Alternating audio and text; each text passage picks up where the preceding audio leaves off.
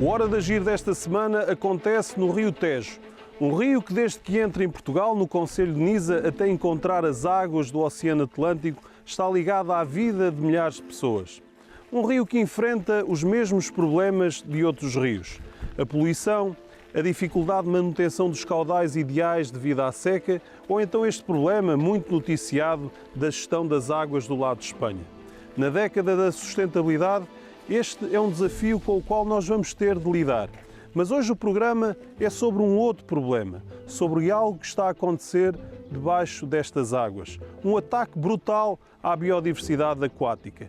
Foi introduzido um peixe terrível, uma espécie invasora, o peixe chama-se siluro, também conhecido como peixe-gato, pode atingir 3 metros de comprimento, quase 120 kg de peso e é um predador oportunista que se alimenta das outras espécies que existem aqui no rio, espécies como pargas, bogas, carpas, que estão pura e simplesmente a desaparecer e estão a comprometer a base de rendimento de muitos pescadores aqui da região, mas também a oferta gastronómica dos restaurantes que aqui oferecem nos seus menus. E a começar este programa, a proposta é ouvirmos os pescadores, aqueles que todos os dias percorrem aqui o Rio Tejo e que estão a sentir mais do que ninguém este problema.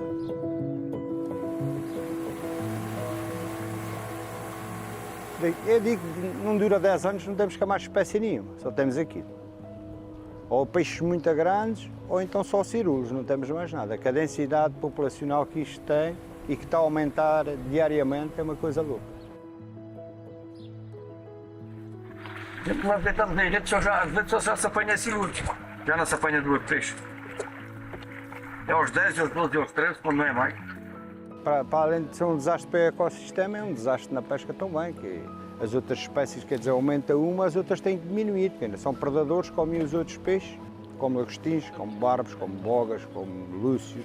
Aliás, o único predador que está a combatê-los é o lúcio, porque já apanhei lúcios com cirulos pequeninos dentro do estômago. E vice-versa, já apanhei também ao contrário, cirulos com lúcios dentro do estômago. Ao introduzir o siluro nas massas de água onde vai ocorrer as provas de pesca desportiva, irá eliminar as espécies autóctones lá existentes que são essenciais para a realização de provas de caráter desportivo e que também para pescadores de lazer. O que está estipulado pelas regras da Federação Portuguesa de Pesca Desportiva e pelo ICNF é que todas as espécies que sejam invasoras sejam retiradas da água após a pesagem e não haja uma devolução das mesmas. É um peixe que tem valor comercial nenhum atualmente e estraga-se muitos aparelhos, estraga-se muitas redes por causa disto dos cirulos, que é mal demais, para dizer a verdade. Há um projeto chamado Live Predator, que é um consórcio entre 3 países, Chequia, Itália e Portugal. Chequia é um país onde o siluro é nativo. Portugal e Itália é onde é uma espécie invasora. E nós fomos ouvir o coordenador deste projeto, o Pietro Volta, que vive em Itália. So Live Predator is a European project funded by the Life Nature Instrument. So it is a project dedicated specifically to nature conservation.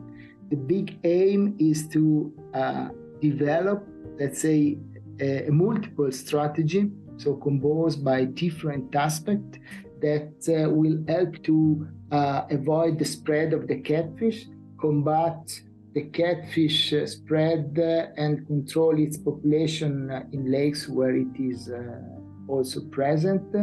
As second aim, we would like to develop let's say a tool to detect the presence of the catfish in places where apparently is not present, just by analyzing the DNA spread into the water.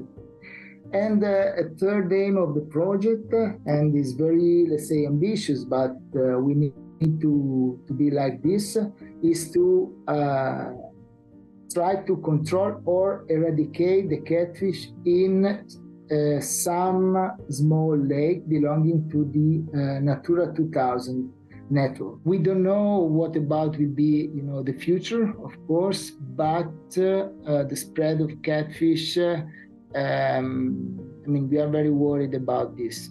So we started this European project that is called Live Predator. In the last year, we had first data also about the impact of catfish in large and deep lakes. I am working on mainly on large Lake Maggiore, that is the second largest and deepest lake in Italy. And the catfish arrived more or less 25, 30 years ago. And after a period of, acclimatization, it spread all around the lake. It can be found both along the shore, but also in pelagic waters. O Hora da Gira é um programa de ciência e por isso nós fomos ouvir aqueles que fazem investigação sobre este problema. Fomos ouvir Filipe Ribeiro, que nos explica qual a origem e como lidar com este flagelo que acontece na água aqui do Rio Tejo e de outros rios da Europa.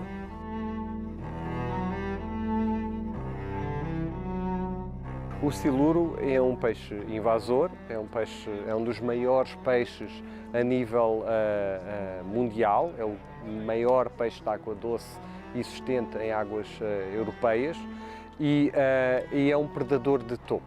É um peixe que não tem outros predadores, não tem outros inimigos naturais, tem umas elevadas taxas de fecundidade, ou seja, consegue-se reproduzir muito. O siluro é um peixe nativo da Europa Central, desde a Alemanha até à parte ocidental da Rússia. E foi introduzido em mais de 20 países, principalmente na Europa, no sul da Europa e na parte ocidental da Europa, de França, Reino Unido, Espanha, Portugal, Itália, Grécia. Esta espécie acaba por ter grandes impactos, sobretudo nestes países do sul da Europa, nomeadamente Portugal, Espanha e Itália, porque são locais onde naturalmente não existiam espécies predadoras. Aqui em Portugal não havia peixes predadores naturalmente. Consequentemente, o siluro acaba por ter aqui uma vantagem competitiva relativamente aos demais peixes nativos, porque eles não reconhecem o que é um predador, então acabam por ser inocentes, né, e acabam por morrer a serem comidos por estas espécies predadoras. O projeto Live Predator é um projeto que tem 3 países a agir. 2 na área não nativa, Portugal e Itália, onde é a coordenação, e um país que é na área nativa, que é na República Checa. Neste momento, o siluro, a população de siluro no Rio Tejo, temos cerca de mais de 120 km ao longo do Rio Tejo, onde a espécie existe, é literalmente impossível erradicar o siluro. O que nós temos que fazer neste momento é fazer a mitigação dos seus impactos, controlar, reduzir os seus impactos nos ecossistemas.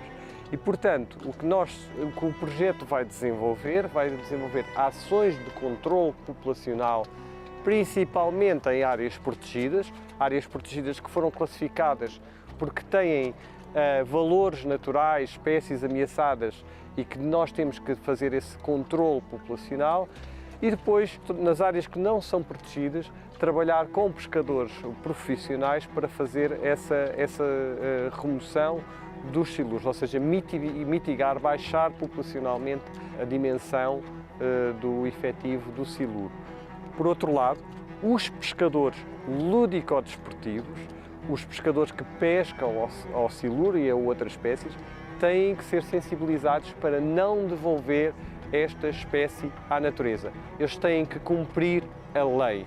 Neste momento, a lei impede que os pescadores, após pescarem, libertem para a natureza. E nós sabemos que os pescadores lúdico-desportivos não fazem isso. Pelo menos metade deles não faz isso. E eles têm que ser sensibilizados. Já existem alguns trabalhos que fizemos e que mostra que o siluro, no troço lótico, abaixo da barragem de Belver, alimenta-se muito de enguia e alimenta-se muito de algumas espécies migradoras, como o sável, a lampreia, durante a época em que estas espécies entram, que é no final do inverno e início da primavera. E acabam por causar aqui uns efeitos, não só nos ecossistemas, mas também os efeitos que são transversais à sociedade. Fomos ouvir também Bruno Dias, que é chefe no restaurante O Castelo em Belver, junto ao Rio Tejo, e que tem assistido àquele que é o decréscimo dessa população das espécies que normalmente são a base da oferta do menu do seu restaurante. Sendo Belver uma vila ribeirinha, estando aqui à beira do Tejo, nós trabalhamos muito à base do peixe de rio. Essencialmente trabalhamos com espécies residentes, como por exemplo o barbo. Trabalhamos também com algumas espécies sazonais, nomeadamente a lampreia e o sável. De facto, o siluro veio dar aqui uma volta ao ecossistema, principalmente nas espécies residentes, nomeadamente o barbo. Isso tem-se refletido um pouco também na nossa gastronomia, porque nem sempre conseguimos ter esses peixes e servi-los ao cliente. Tem um grande impacto económico na restauração, no nosso caso, por exemplo. Tem havido uma grande falha da parte dos pescadores, entre aspas, em oferecer aos restaurantes, porque não conseguem apanhar, e isso também se deve um bocado ao siluro. Fomos ouvir também o Diogo Dias, que é investigador e que nos vai falar sobre as características deste peixe. Isto é um siluro, ou peixe gato europeu. O nome científico é Silurus glanis. Este peixe não é originário de Portugal, ele é uma espécie considerada invasora, que foi cá introduzida com o intuito de ser uma espécie alvo para a pesca desportiva, que atinge grandes dimensões. Aqui nas nossas águas eles podem chegar a mais de 2 metros, nós já apanhamos indivíduos com mais de 2 metros. Aqui temos um exemplar que foi hoje capturado durante a nossa demonstração do projeto. Este indivíduo ainda é relativamente novo, tem cerca de 4 anitos. Nós vemos depois a idade do peixe a partir do espinho aqui da barbatana. Estamos a fazer este estudo na zona do Tejo.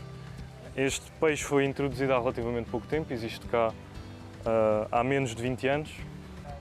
Aqui no Tejo nós estudamos o que é que o siluro está a comer, tanto em águas lóticas, que são águas mexidas, águas de rio corrente, como em águas lênticas, que são águas de barragem. O que temos visto e o impacto que este peixe está a ter nas nossas águas é que está a comer muitas das nossas espécies nativas. Além disso, também já encontramos outros tipos de animais, como aves, encontramos corvos marinhos, encontramos passariformes da família dos melros. E o que estamos a ver é que este peixe é um predador, está preparado para predar, tem uma boca de grandes dimensões e nas nossas águas não temos nenhuma espécie que consiga competir ou predar o siluro. Os pequenos podem ser comidos por luciopercas ou assim, mas quando chegam a esta dimensão já não há nada que os coma. E tem um banquete nas nossas águas das nossas espécies que se calhar os nossos avós apanhavam e que agora estão a desaparecer dos nossos rios. Estas ações mais concretas estão relacionadas com o estudo, quer da dieta, saber o que é que o peixe está a comer. Ele é um predador de topo, então queremos saber se ele tem mais impacto sobre espécies nativas, sobre espécies exóticas. Estamos também a fazer a comparação entre zonas do Rio Tejo mais lênticas, de águas paradas, de barragem, relativamente a zonas mais de águas correntes, zonas lóticas. Também nos dois locais estamos a ver, com estudos de telemetria, com peixes marcados, tentar saber quais é que são os locais que o peixe prefere nas massas de água, quando é que está mais ativo, se é de dia, se é de noite, se é no outono, se é no inverno. E para além disso, para a questão do controle populacional, estamos a avaliar métodos de pesca, seja com redes, seja com anzóis. Pesca elétrica é aqui uma pesca mais científica que nós podemos fazer, mas o objetivo entre as redes e os anzóis, um conjunto de anzóis que é uma arte de pesca que nós chamamos os palangres, tentar ver quais os melhores métodos e os métodos mais seletivos, ou seja, que nós consigamos capturar apenas siluros ou praticamente só indivíduos desta espécie e não apanhar as outras. E o objetivo é exatamente depois transmitir este conhecimento ao pescador profissional para nos ajudar nesse controlo, usando os métodos que nós indicamos como mais adequados. Já temos aqui alguns resultados preliminares, quer do que come, e já sabemos que come espécies de elevado valor, seja a enguia, seja a lampreia, seja o barbo. Também já sabemos para onde é que ele anda, Mais na barragem, agora o estudo iniciou-se há relativamente pouco tempo na parte dos rios e também no controle populacional. Por exemplo, sabemos qual é que são as malhas de rede e a que profundidade elas devem ser colocadas para conseguirmos ter mais eficiência na captura desta espécie. Fomos ouvir também António Marques, do Instituto de Conservação da Natureza e Florestas, que trabalha aqui na região. Bom, o nosso papel é essencialmente também de sensibilizar as pessoas para a problemática das espécies invasoras. Neste caso, o siluro é uma espécie que atinge grandes proporções e que entra em competição com as espécies nativas, nomeadamente com o barbo, com a boga e outras espécies. Portanto, ele vai diminuir a espécie e portanto, nós temos que alertar as pessoas que, quando andam à pesca, que portanto, é um peixe que deve ser retirado da água, tal como as outras espécies, portanto, no curso d'água. Durante, sei lá, várias ações que fazemos de vigilância, tentamos também sensibilizar as pessoas que não introduzam estas espécies nos cursos d'água.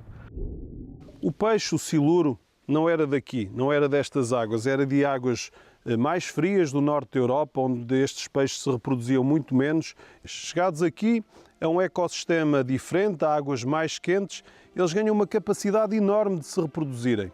A fecundidade é enorme, uma fêmea chega a lançar milhares de ovos num período também de reprodução que é mais alargado, entre março e julho, agravados ainda pelo facto deste peixe poder durar até aos 80 anos. E este peixe é tão grande, que a partir de determinada idade o siluro já se alimenta de outros siluros porque já não se consegue alimentar de espécies mais pequenas. Uma desgraça, uma autêntica praga. Em Espanha, no rio Ebro e em outros rios também da Europa, como forma de lidar com este problema, foram criados festivais do siluro para estimular a pesca do siluro e depois criados pratos para que este peixe possa começar também a ser consumido. Aqui em Portugal foi criada legislação muito restritiva e muito penalizadora para estas espécies exóticas. Quem lançar um siluro num rio pode ter uma coima de cerca de 20 mil euros e também um siluro, depois de apanhado, não pode, é proibido que seja devolvido novamente ao rio.